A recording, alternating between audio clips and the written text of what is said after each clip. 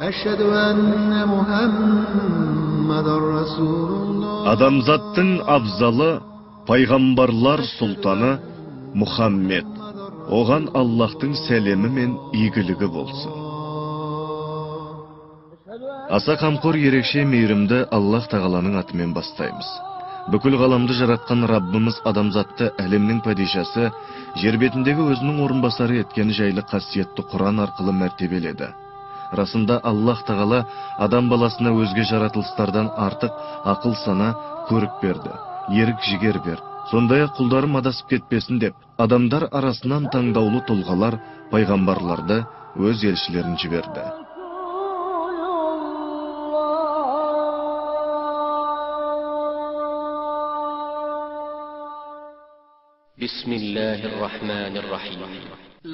Расында Аллах мүминдерге қамқорлық етіп олардың ішіне өздерінен, оларға Аллахтың аятын оқитын, оларды тазартатын, және оларға кітап хикмет үйрететін елші жіберді.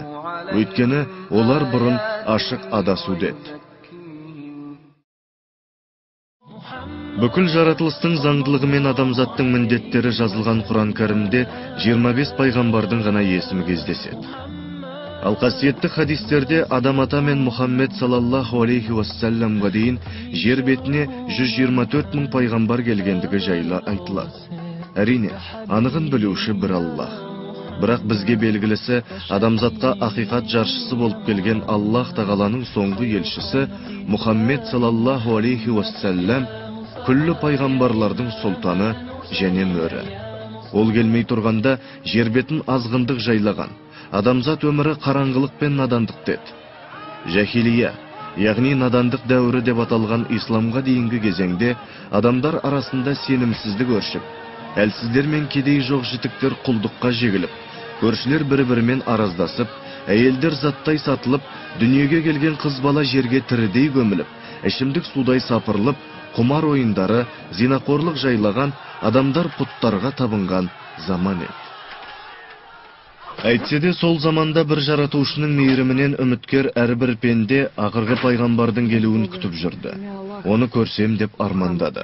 Өйткені қасиетті 3 кітапта оның нұрлы бейнесі сүйіншілегендіктен әлі дүниеге келмеген соңғы пайғамбар жайында жырдастандар жазылып, әлемге бақыт таңы болып келетін ол күнді көруге әркім асықты. Осындай адамзат тарихындағы арман мен аңсарға толы ол күн, қасиетті Мекке қаласында Даруил Маулид атты шаңырақта піл жылы әлемге рахман нұры болып шуағын шашты. Пайғамбарлар да кез келген жұмырбасты пенде секілді бас ауырып, балтыры сыздайтын, ет пен сүйектен жаралған, ішіп-жеп киім киетін адамдар еді. Алайда Аллах тағала оларды әу баста бүкіл күнәдан пәк етіп жаратты. Сондықтан олар адам баласына тура жолдың ұстап, Аллах тағаланың хақтығы мен бірлігін танытып, оған құлшылық жасауға шақыру міндеті жүктелген тұлғалар еді. Яғни, әлемдердің мәңгі және жалғыз патшасынан уәхи алып, не болмаса онымен тілдесу қасиеті пайғамбарларға ғана дарыған еді. Бұндай қасиет тек пайғамбарларға тән. Аллах тағаланың ең таңдаулы елшісі болған пайғамбарымыз Мұхаммедтің, оған Аллахтың сәлемі мен игілігі болсын. Қиындық пен хикметке толы тағдыры адамзатқа үлгі болып қалыптасты. Анасының құрсағында жатқанда әкесі Абдуллах өмірден озса, 6 жасында ол аяулы анасы Аминадан да жетім қалды. Туыстарының мейіріміне бөленген Мұхаммед саллаллаху алейхи уассалам шын мәнінде мақтаулы азамат болып өсті.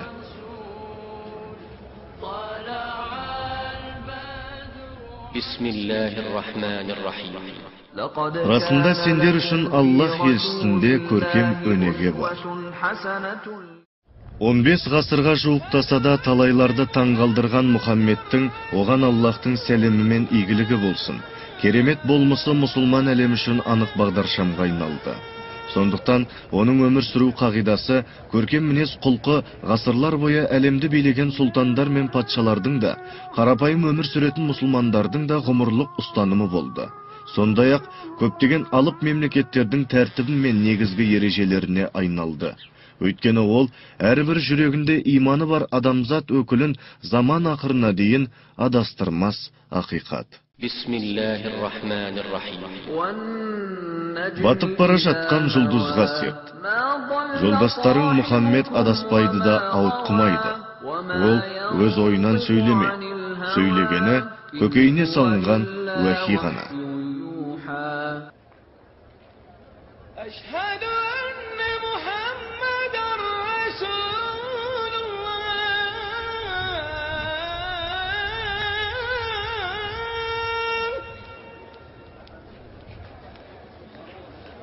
أشهد أن محمد رسول الله.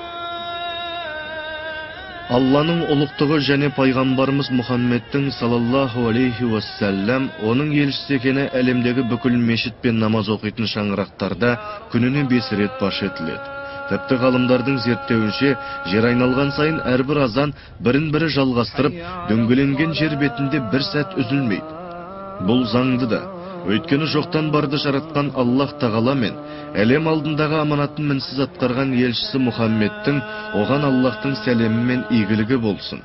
Арасындағы адал достық тек пайғамбар үмбеттеріне ғана емес, бүкіл адамзатқа ақырғы заманға дейін үлгі.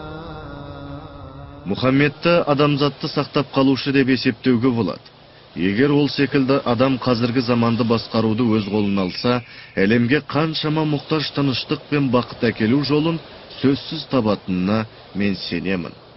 Бернард Шоу. Ұлылардың ұлылығы немен өлшенсе өлшенсін, бірақ Мұхаммед салаллаху алейхи уассалям хазіреттің ұлылығынан ұлы пенде жоқ.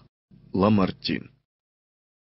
Халық Алласына тәңіріне сеніп ертеңгі күнін, аржақтағы ана дүниеге баратын күнін ойлап, дүниедегі мынау бүгінгі күннің күйбеңмен жүре бермей, Мұхаммед пайғамбарымыздың хадистеріне сәйкес өмір сүрсе деймін.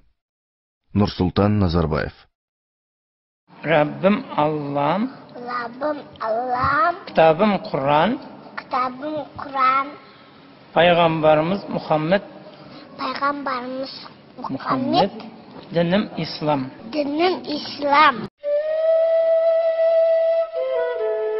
Өнегелі өмір.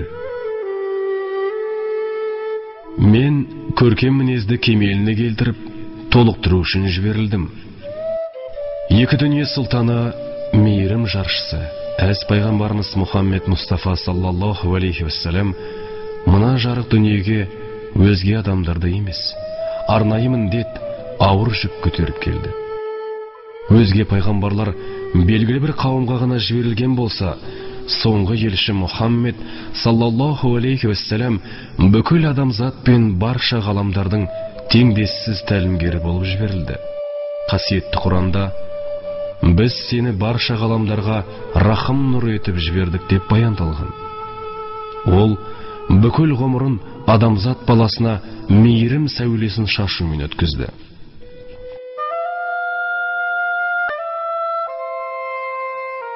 Ол адам жүрегіне ізгіліктің дәнін еге білген, сыры мол, рухани бағбан болатын.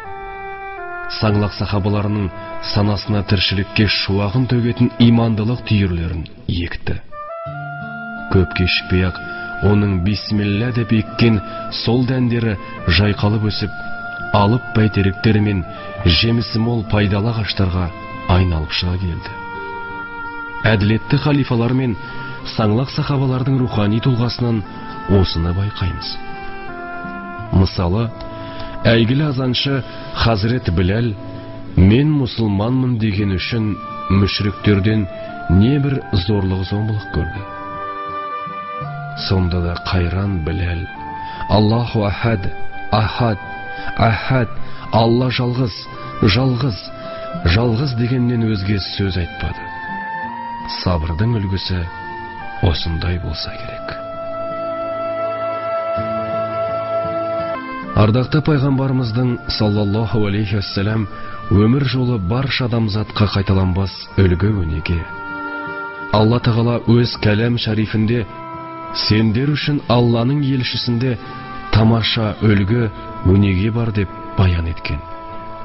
Иә, Алла елшісі бүкіл жақсы қасиет атаулының тұнып тұрған тынбасы еді.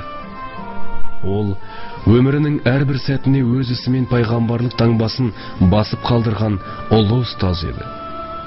Сондықтан қандай өлшеммен өлшенсе де, оның тұлғасы қашанда биіктердің биігінде тұрады. Соған қарап, оның жай адам емес, Алланың хақ елшісі екенін білесіз.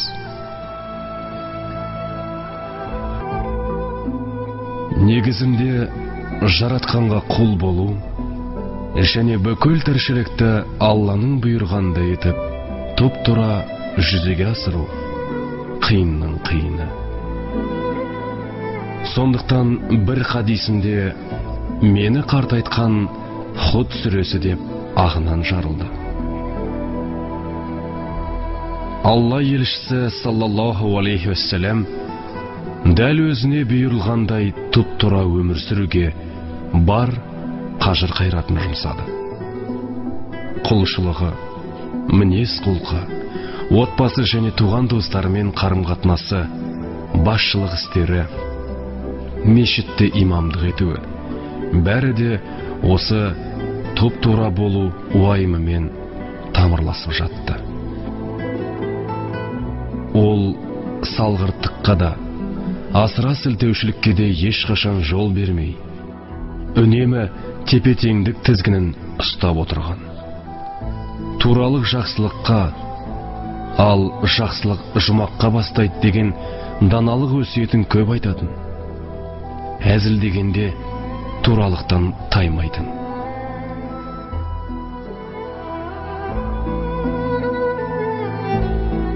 Алла елшісі рызық несібені де адал жолмен табуды мұсылмандардың міндетіне жатқызды.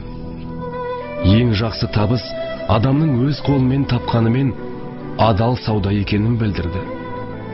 Сатқанда және алғанда жеңілдік көрсеткен адамға Алланың мейірімі болатынын үнемі ескертетін. Адал сауда жасайтын адамдардың ақыреттік мәртебесі пайғамбарлармен, шейіттермен бірдей екенін білдіретін. Кейде өзі де ерінбей базарларды аралап жүріп, сауда барысын тексеретін. Бірде сатушының қасына барып, оның сатып тұрған бидайын ұстап көреді. Сөйтсе, бидайдың асты дымқыл екен. Соны көріп, мына асың дымқыл ғой, сонысын көрсетіп сатпайсың бе деп ескертті. Бізді алдаған бізден емес деп арамза саудагерлердің мұсылмандар санатына қосыла алмайтынын білдірді.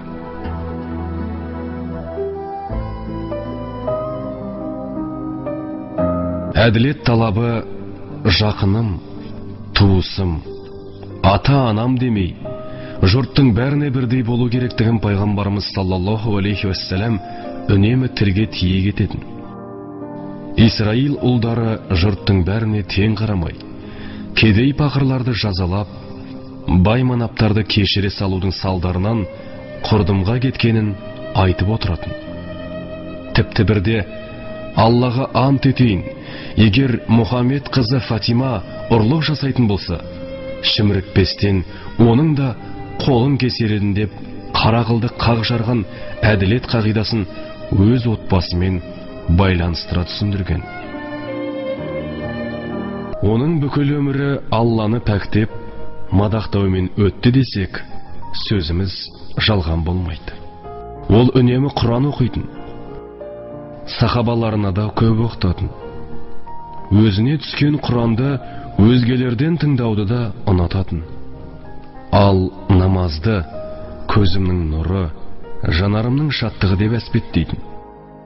Намаз уақыты болғанда азаншы Білалға, кәне Білал, азан шақырып бізді рахатқа бөлеші, қуанышқа қауыштыршы дегені де бар. Түндері құлшылықсыз өтпейтін. Сұраған жанға Аллаға көп шүкіршілік ететін құл болғым келеді деп жауап қататын. Алла елшісі саллаллаху алейхи уассалам қалай өмір сүрді деген сұраққа бір ауыз сөзбен нағыз құл секілді өмір сүрді деп жауап беруге әбден болады. Өзі де бір хадисінде анығында мен құлмын, құл секілді тамақ жеп, құл секілді отырамын деген. Қарапайымдылық оның бойына әбден сіңген қасиет еді. Киімі қарапайым болатын. Көбінесе қаттылауынан, құрма және сүтті өміріне талғажау ететін. Сол қатқан нанның өзі де болмай, аш жүрген кездері көп болатын. Кейде аштықты сезбеу үшін асқазан тұсына 2 тас байлап алатын. Соны көрген сахабалар көздеріне жас алатын. Сонда да еш уақытта тіршілігіне шағым жасамайтын. Жұп-жұқа шидің үстіне жатып ұйықтайтын. Қонаққа барғанда өзіне тиген орынға отырып, мен патша емеспін ғой дейтін. Бір күні өзін көріп, қобалжып абыржыған кісіге, сен қобалжыма, мен де сүрленген, ет жеген бір әйелдің баласымын ғой дегені бар.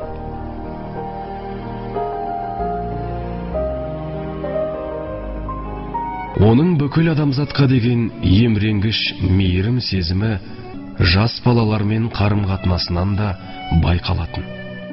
Ардақты елші саллаллаху алейхи уассалам өз балалары мен немерелерін ғана емес, сонымен қоса сахабалардың да бала-шағасын бауырына басып құшақтайтын.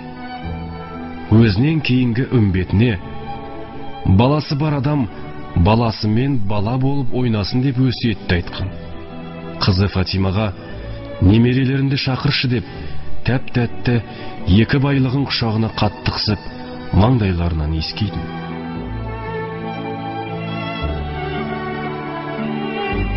Оның кеңшілігі мен сүйіспеншілігі де барша адамға өнеге. Ата-анасынан ерте ажыраса да, оларды еш уақытта жадынан шығарған емес. Олар қайтқан соң талай жылдан кейін сахабаларымен бірге бір мазардың қасынан өтіп бара жатады.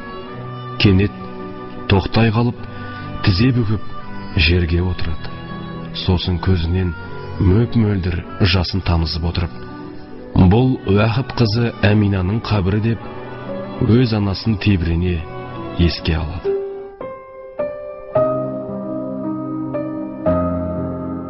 Сахабаларына пейілдерін кең болсын, өйткені Алла кең пейілділерді жақсы көреді деп өсиет айтатын. Өзі де әр нәрсеге түсіністікпен, кешіріммен, кеңдікпен қарайтын.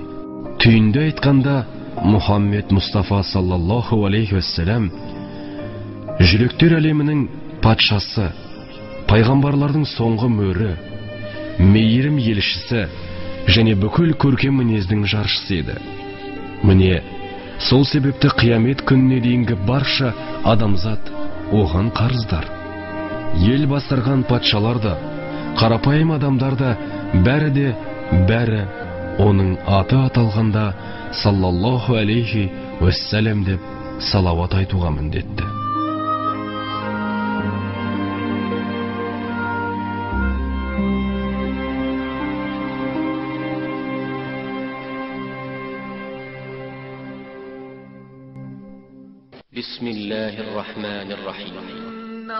Расында Аллах және оның періштелері пайғамбарға салауат айтады. Әй мүминдер, сендер де оған салауат және сәлем жолдаңдар. Адамзаттың құтқарушысы болған, әрбір амалдың бағасы мәңгілік ғұмырда берілетінін ескерткен Мұхаммед пайғамбар туралы оған Аллахтың сәлемі мен игілігі болсын. Заман ақырына дейін айтыла берері ақиқат. Ешқашан өшпейтін өсиет қалдырған адамзаттың асыл тәжі өмірінің соңғы сәтінде өз үмбеттеріне, яғни біздерге аманат еткен өсиетінде былай дейді. Асхабым, ертең Раббыларыңмен қауышасыңдар, және бүгінгі барлық іс-әрекеттеріңнен сұралатындарың анық нәрсе. Асхабым, кімде аманат болса, иесіне берсін. Зұлымдық жасамаңдар, зұлымдыққа ұшырай көрмеңдерді. Аллахтың әмірі бойынша өсім алуға тыйым салынды. Мүминдер, сендерге 2 аманат қалдырып бара жатырмын. Одан айырылмасаңдар, ешқашан адаспайсыңдар. Ол аманаттың бірі Аллахтың кітабы Құран, екіншісі менің сүннетім. الصلاة والسلام